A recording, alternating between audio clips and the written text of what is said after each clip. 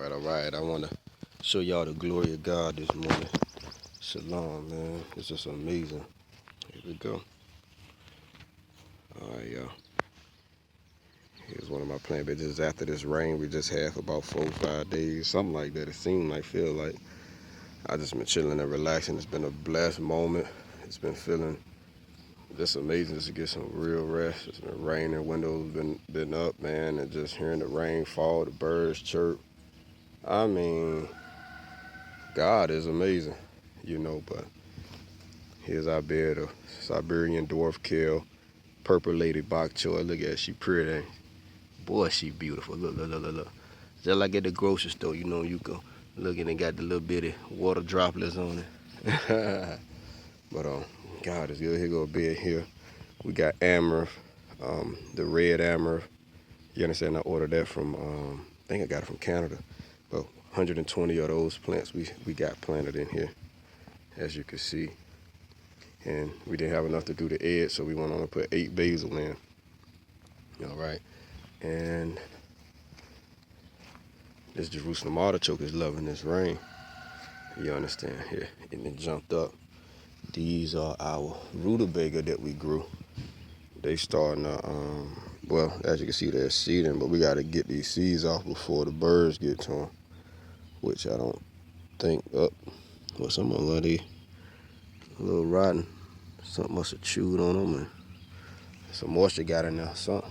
But y'all, to God be the glory. I just want to show y'all how amazing God is, man. And sometimes I, be so busy, man. Just every now and then to come on my spirit to stop and just look at what God doing, like, and how good He is, and His commandment and His creation is amazing. So more Jersualem artichoke here. I want to show y'all my seedlings. You understand, over here under this tree. Check it out. These are the black Vernissage tomatoes and sweetie. These are cherry tomatoes I love a lot. This is rhubarb. Some more basil. You can see it's a little yellow. It's been sitting in a lot of water. I ain't catch it till too late. This is our Siberian Dwarf Kale extra plants we had, because we put them all in the ground at once. And here we have, what is this? Wow.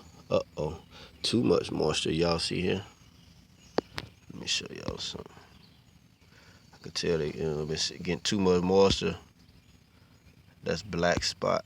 I think that's what they call it, when they start getting root rot a little bit. So, oh man, a lot of them got it. Lord have mercy. But they should pull through. I'm gonna pull them out and let them get this sunlight. We finally getting some sun, so praise the Most High on that. All right, so that's a blessing. I'm glad I caught that too. And one thing about gardening, you got to catch this stuff early.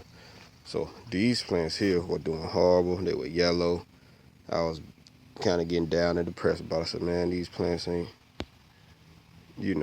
coming through. And I'm thinking they need fertilizer. I gave them more. Nope. I think the problem was they had too much fertilizer. Them little bitty plants don't need much. I didn't think I gave them much, but the soil was rich and was loaded, so they didn't need nothing else. So all this rain and water washed all of that fertilizer, the excess fertilizer out, and now they're greening up. Actually, it's trying to get some flowers on the ones beside them. So those are Sikkim cucumbers. We are nicknaming those Dinosaur eggs. Y'all see why later through the grace of God. But here's the Huauzontle or Huauzontle and Aztec spinach. I got about 4 names, but Aztec spinach is what we like to go by. But shoot, children call it horizontal and all type of stuff. But oh, by the way, that's a squash plant right there at the end. All these plants are doing horrible. I just stuck them here so they wouldn't be sitting in cups, but they weren't doing good at all. But this rain from the Most High God that blessed them and blessed them mightily. You understand? So as you can see, they done greened up. You ain't seen it before. They still got a little yellowish tint to some of the leaves. This kind of is a witness to how yellow they were. right here. They was way yellower than this. And they still have a yellow tint now, but I can tell that's from all the water. You know what I'm saying? And show the girl guy. Y'all see this plant right here? All of these are going to be pods for seeds. This is a Brussels sprout plant. We didn't get one Brussels sprout, but we ate the leaves and they was delicious. But I just wanted to show y'all how amazing this is, because we cut it off. We already harvested off probably twice as much. You see these little yellow flowers? Just imagine all those being seed pods. It's like a pod, like a string bean, but little, and it's full of seeds. We got more Brussels sprout seeds than we will ever need, and we're storing them now so they can dry out completely and save the seeds. When we cut them, we noticed it started making new shoots for more seeds. So man, this is amazing, man. It just keep giving and giving and giving, you know. And I kept the strongest plant. Look how thick that stem is. Brussels sprout, baby. And look at here, look at here. There's a net on here for a reason. We got some ducks out here that they made themselves neighbors and kind of all semi-made at home. But they're cool with us as long as they stay off the plant. But as you can see here, this is the purple green bean. Well, purple beans, but they like green beans, but purple. I'm looking forward to these. Feel me? Majority of all the seeds we planted came up. We soaked them overnight and planted them a good little while afterwards. This bed is a mixture of different things, okay? We had okra down the center of this bed, but it some of it didn't do good. The root balls weren't ready. When we pulled it out, it was just bare root, so we used worm castings to make a root ball. They lived, it's just I didn't water them enough. I found that out later. And as you can see here, so here go okra. Okra, okra, okra. A little yellowish from all this rain, and they in pretty much all compost. So, but right here on the edge, let me go back up. All this on this edge right here are the asparagus beans, the lawn beans. Feel me? Which I found out they're native African plant. And look here, y'all. Look at the black spot on them too. Now I didn't grow this on purpose. This grew back from another year, but I see the black spot on there. Y'all see that?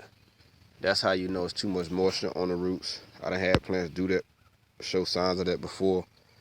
And actually, since the sun was out a moment ago, I might spray a little sulfur on it. You know what I'm saying? It's sulfur natural, but it helps. It's like a fungicide. Also could use potassium bicarbonate, which we got plenty of that. But Dinosaur kale on that edge. All right. Squat zucchini here, y'all. And African zucchini, I bought these seeds, I think, in 2012. Well, not these particular seeds. I bought the grandmama to these, or the great-grandmama to these. I've been saving these seeds. You understand? This is like the third generation, I think. But as you can see, they already flowering. We already put off a few baby zucchinis off of it, but they already flowering. I don't even know how many days it's been since we transplanted them, but they don't take long to flower, and that's why I love these so much. You get these in the ground, you're gonna be having some zucchini in no time. You feel me? You know. All right. So look at that. Little yellowish tinge. I know for sure it's from the excess water. But when that heat pick up, boy, these things gonna jump and jump mightily. So see all them white leaves? That's how we was expecting that can I say inbred the parent? I don't even know how to explain it, but we wanted all of the seeds from the last batch to have this pattern here. As you can see, most of them had a pattern, but I think they call it malted or something like, not malted, malted probably right. But I wanted all of them like that. So I took one that was like this. Well, I got a male from a plant that had this pattern. Then I went to one of the females, a different plant that had this pattern, and I just put the male in there with the female and closed the flower up and let them do what they do. And we got these seeds from the fruit thereof. All right, now transitioning over. This is squash here. Now these are close together. I grew them like this on purpose just to see how they do. We got another round of squash coming, so, and as you can see back here, man, we got plenty of space to get them things in the ground. So this is crooked neck squash. This is our favorite squash. It tastes the best, I believe, out of all that we had thus far. We in agreement with that. We have tried numerous different kinds of squash, but so far, we ain't had them all, but crooked neck that we've grown ourselves is the one we like the most. And this is the Siberian Dwarf Kale here. Don't ask me what this is. I think it's probably a pumpkin. If it ain't a pumpkin, then it's some type of, it's definitely in the squash or cucurbit family. Dad, look at the stem on that thing. I don't want to bother the leaves too much. But stem on that joker huge. This just happened to be some seeds that was left in the compost we got. So whoever had the cows or whatever, I don't know what was going on. I don't know if they fed the cows pumpkins, I don't know. All I know is this thing right here is growing wild. And then you see another one right there.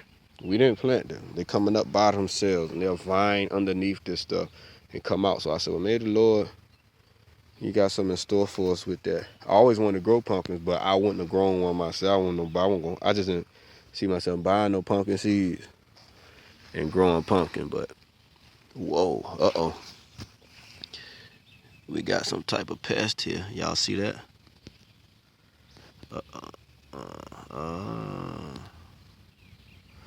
That's what's eating them. So I got to move the camera to look with my own eye.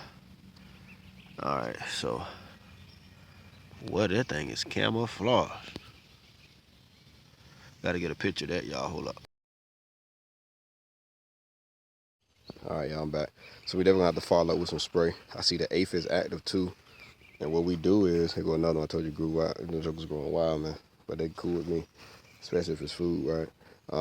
But I see aphids and whatever that caterpillar was, so you can kill the aphids off with like Epsom salt and water, and we use a little peppermint soap, the Bronner's kind, that'll smash on them aphids before they get too bad. You understand? That'll be good to spray on them. I think I'm gonna wait till it dry up though.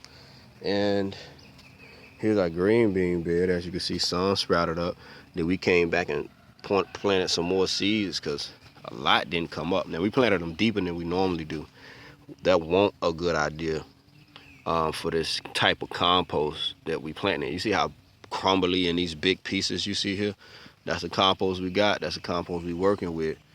But some of them were sprouting like this without like that right there. They were sprouting without the leaves.